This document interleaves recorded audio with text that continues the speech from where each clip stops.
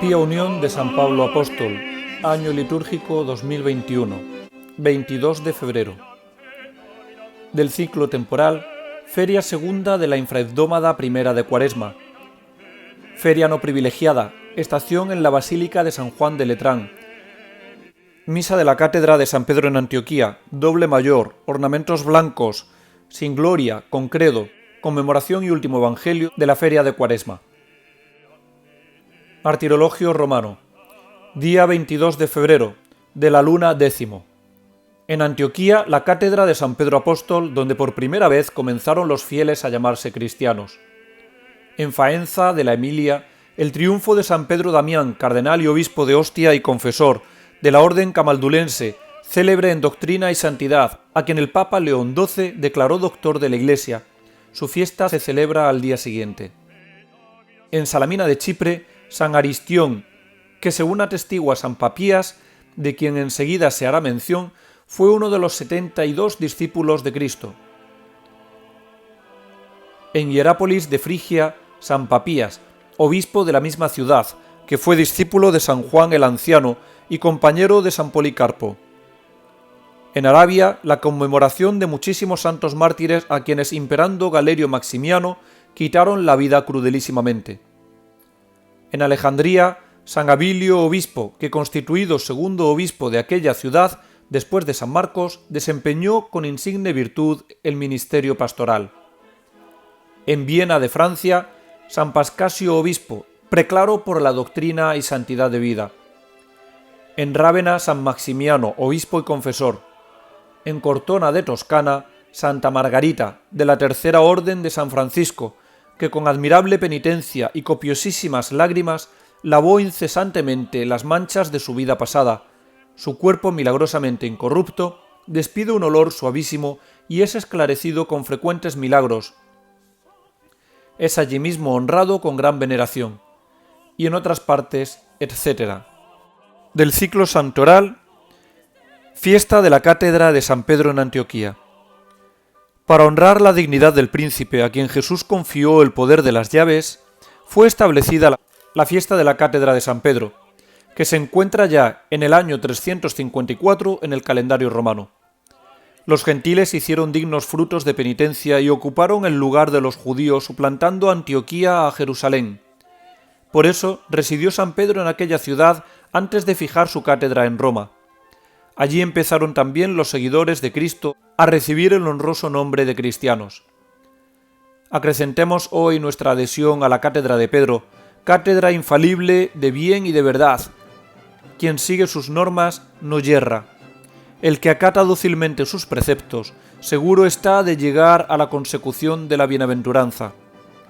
Oh supremo jerarca de la Iglesia, que posees el señorío espiritual del mundo entero, atrae y reduce de nuevo al único redil y bajo el único pastor a ese oriente representado por Antioquía, cuya sede ocupaste antes de apoderarte de Roma, emporio del occidente. Del santoral, vida de Santa Margarita de Cortona. El pie descalzo de San Francisco de Asís dejó una huella perenne de su paso en 1221 por las plazas de la indómita República cortonense. Un convento de frailes menores y una siembra de ideal evangélico que germinará ubérrima medio siglo después. La penitente de Toscana no se asomó a la vida en Cortona, fue en un pueblecito umbro, labiano, situado en el valle del Chiana, cerca del lago Trasimeno. Aquí, en el calor de una familia labradora, rica en piedad, sonrió por primera vez la hija de Tancredo Bartolomé, en el año 1247. El Papa Inocencio IV empuñaba enérgico el timón de la barca de San Pedro, resistiendo firme los embates de Federico II, el emperador déspota que trata de imponer su supremacía sobre la invicta cátedra papal. Monarca, por otra parte, dotado de brillantísimas cualidades políticas, llamado por algunos el transformador de su siglo, y que de haber perdurado hubiera resultado la más dolorosa sorpresa para el difunto Inocencio III. ¿Quién habría de decirle que aquel joven emperador entonces obsequioso, protegido y exaltado por él, sería pronto el escándalo de cristianos y el azote de la Iglesia de Dios, contra el cual un sucesor suyo, de su mismo nombre, tendría que reunir todo un concilio ecuménico en Lyon. La primera infancia de Santa Margarita es clara y risueña. La madre, excelente, acierta a inyectarle una sencilla y sólida devoción. Señor Jesús, repetía la pequeña esta oración aprendida de su madre, te ruego por la salvación de todos aquellos por quienes quieres que se ruegue. Prematuramente se quiebra este discurrir sereno y luminoso. Antes de cumplir los 7 años, con ojos atemorizados, contempla el ataúd de su madre. En adelante tendrá que vivir de las reservas depositadas por aquella mujer inolvidable.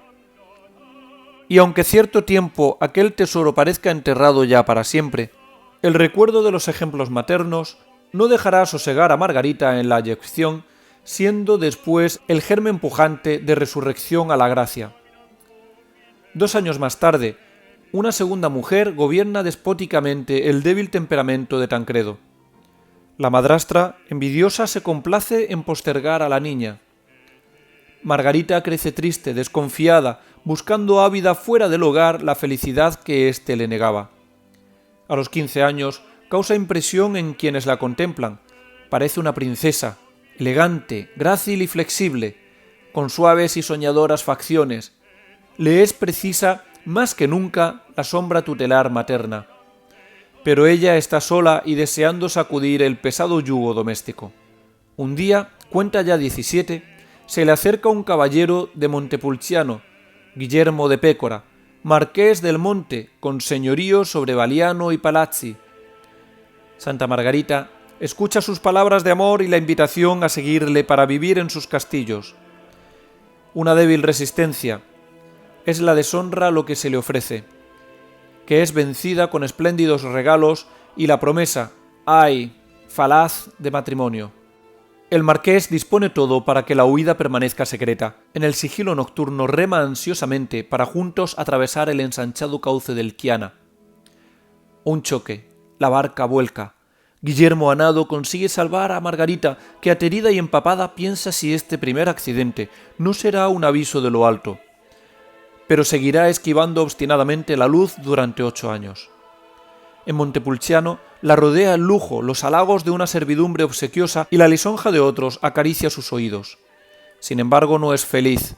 Añora el hogar paterno, en donde si no venturosa, al menos tenía honor. Fluctúa entre la veleidad de romper con el pecado y la debilidad con su pasión.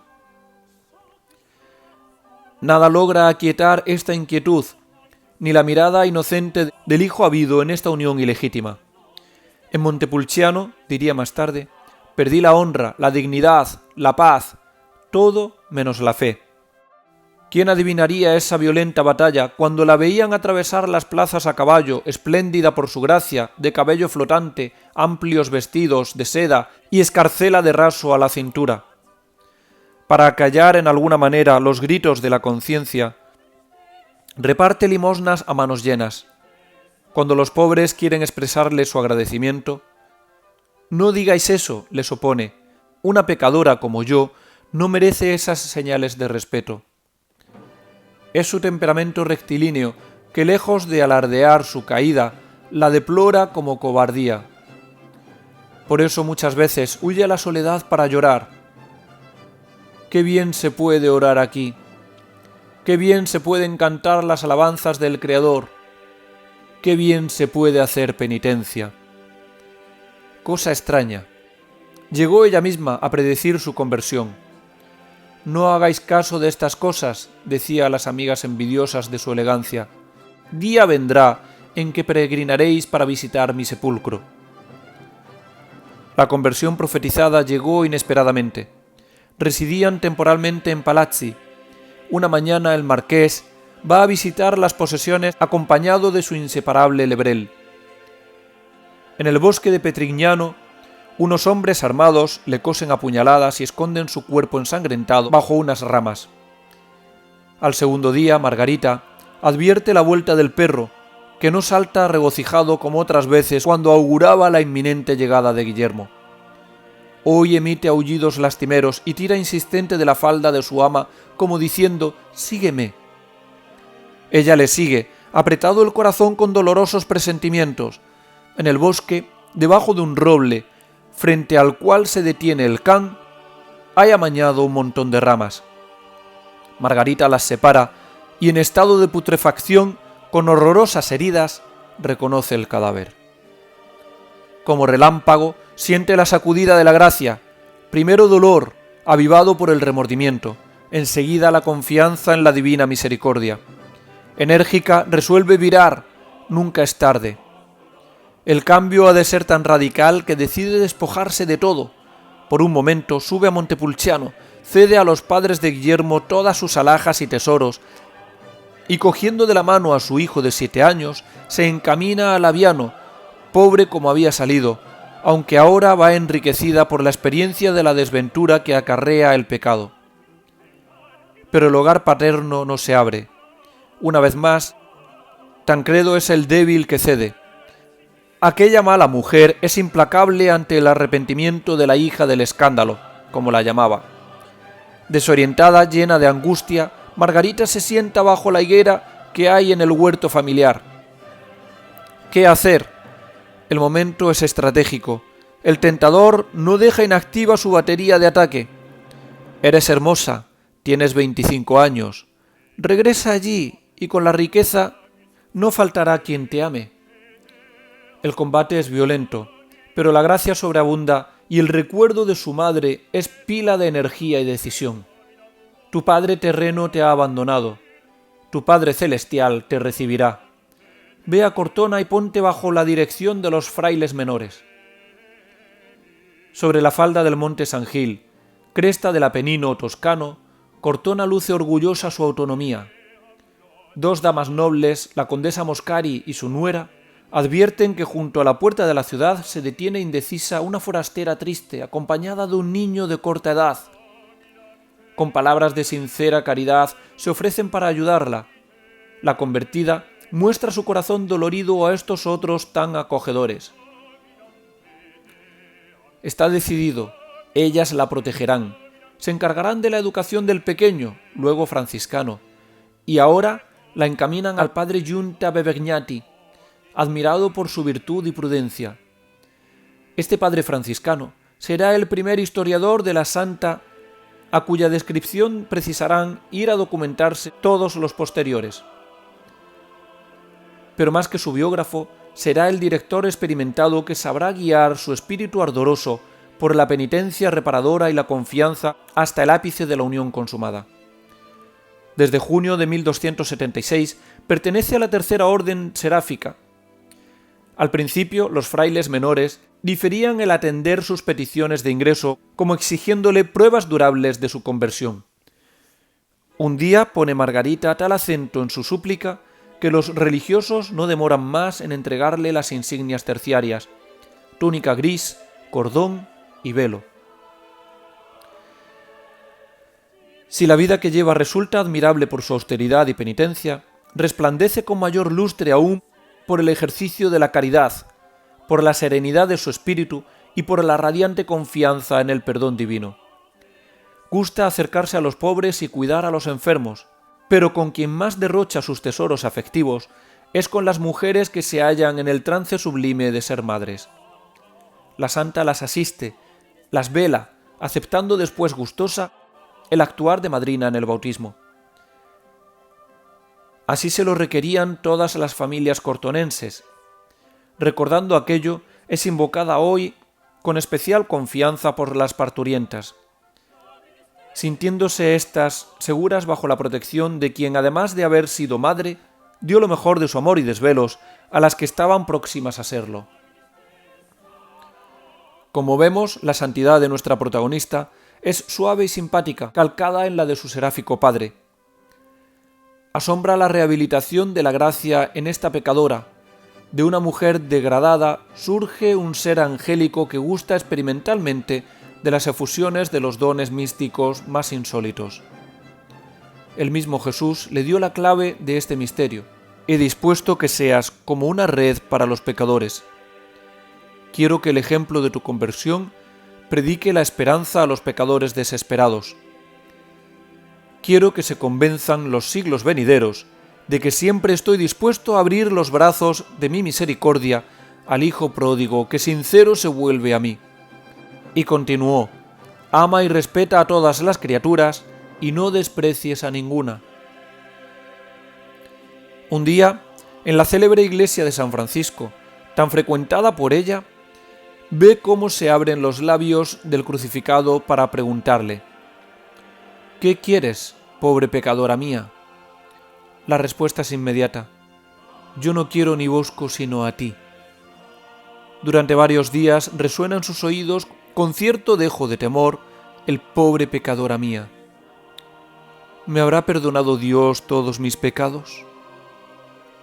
Y la nueva Magdalena, la que con la penitencia rompe continuamente el alabastro antes manchado de su cuerpo en perfume de reparación, la que según ella amó tanto a Dios que tan grande fue su misericordia en perdonarme mucho que ya nada me separará jamás de él. Esta oye palabras absolutorias semejantes a las que percibió su modelo: yo, Hijo del Padre Eterno y tu Salvador, crucificado por ti, te he absuelto de tus pecados que has cometido hasta hoy. La calma habitual vuelve a renacer, nunca más fallará su humilde seguridad en el perdón. Escucha también las palabras más deseadas, esas que todos los místicos llaman locuciones substanciales, porque obran lo que significan. Hija mía, y Margarita experimenta que se le infunde en el espíritu filial, desbordando su gratitud. Oh bondad infinita de mi Dios, oh día prometido por Cristo y esperado con impaciencia. Jesús me ha llamado hija suya. Era el 27 de diciembre de 1276. Pocos días después, otra locución: esposa mía. Consuma el matrimonio espiritual. Como consecuencia se establece una íntima y sabrosa comunicación de bienes como de esposo a esposa. Su alma goza un sentimiento sobrenatural y permanente de la presencia experimental de Dios y de su unión con Él. Glorifícame y yo te glorificaré. Ámame y yo te amaré.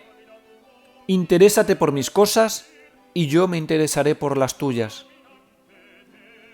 Una mañana después de comulgar, la gracia la impulsa a un acto de fe espontáneo y profundo inspirado en el de Simón Pedro. Tú eres, oh Cristo, el Hijo de Dios vivo. Y tú, replicó el Verbo humanado, te declaro que eres mi esposa.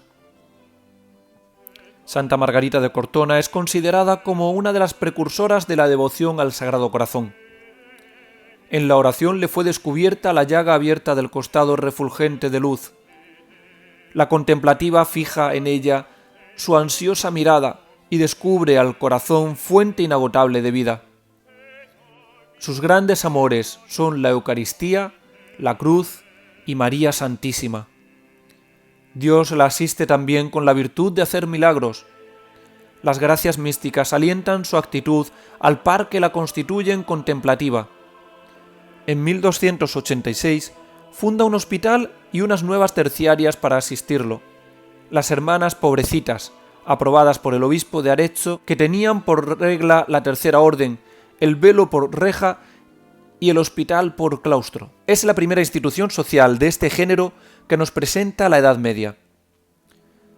Pocos años después, su espíritu vibra por los intereses de la cristiandad. El momento es grave. Los musulmanes atenazan a los pueblos cristianos mutuamente divididos, desplegando una amplia media luna que se extiende desde Argel hasta Constantinopla, incluyendo el corazón de los santos lugares, cuya liberación es preocupación constante de los papas. Por entonces se quiere organizar una segunda cruzada. La humilde penitente aporta a esta gran causa su oración y su limitada influencia, exhortando a los de Cortona a adherirse a esta empresa que aún tardará en ser realidad. En 1297 está gravemente enferma. Entre las nostalgias del cielo y los ardores del reuma, recibe el 3 de enero el anuncio preciso de su próxima partida. Enjuga tus lágrimas, Margarita. Al despuntar el alba del 22 de febrero, volarás a las mansiones de los escogidos, donde la divina misericordia te reserva un puesto de honor. La alegría invade su alma estos días de espera. Toda Cortona acude para recoger su testamento. Este es claro y optimista, eco de su confianza en el amor. El camino de la salvación es fácil, basta amar. Se vuelve al padre Yunta y le reclama con voz apagada: «Padre, mostradme los tesoros de las páginas sagradas, habladme de Dios, habladme de Jesús. La Sagrada Escritura es luz para mi espíritu, fuerza para mi voluntad, licor embriagador para mi alma, que olvida entonces los sufrimientos de este pobre cuerpo». El 22, como le fue anunciado, se desmorona la cárcel terrestre. Libre, vuela a las bodas eternas. «Dios mío, te amo», fue su postrer suspiro. Tenía 50 años. Pasó la mitad de su vida pecando y la otra mitad de su vida haciendo penitencia y amando a Dios. Junto a su tumba se multiplican los milagros. En su honor se levanta una basílica, exhortando a los obispos vecinos la peregrinación a ella. En 1515, el mismo sucesor de Pedro, León X, se postra ante su sepulcro y permite la celebración de su fiesta en determinadas diócesis. El Papa Urbano VIII extiende este privilegio a toda la orden franciscana, y su Santidad Clemente IX inscribe el nombre de la bienaventurada en el martirologio. Finalmente, el Papa Benedicto XIII, el 16 de mayo de 1728, promulga el decreto de su canonización. Momentos antes de emitir su juicio infalible, traza un paralelo entre la penitente de Magdala y la de Cortona. Ambas escucharon idénticas palabras de perdón porque habían derramado las mismas lágrimas de amor. Que la vida de Santa Margarita de Cortona insufle en nuestras almas, a pesar de nuestros muchos pecados, la confianza en Dios. No dejemos que el príncipe de la mentira, Satanás, nos haga creer que no hay perdón para nuestros pecados, como hizo con Judas. Escuchemos antes bien las palabras del Redentor diciendo: «Hijo, tus pecados te son perdonados».